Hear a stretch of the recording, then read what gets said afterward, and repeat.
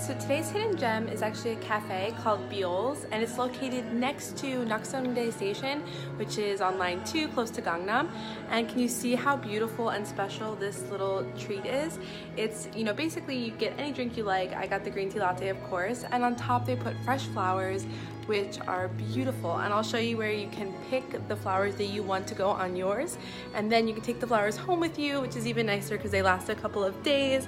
And look, so you can pick, let me show you guys this way.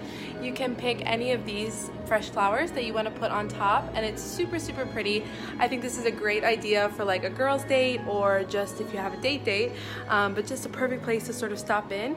For the actual drink that comes with the flowers, it's Manon, about Manon, 9,900, but definitely worth it. It's so pretty, and I think getting fresh cut flowers is something really special. So if you guys are in the area, please check it out and have it a try.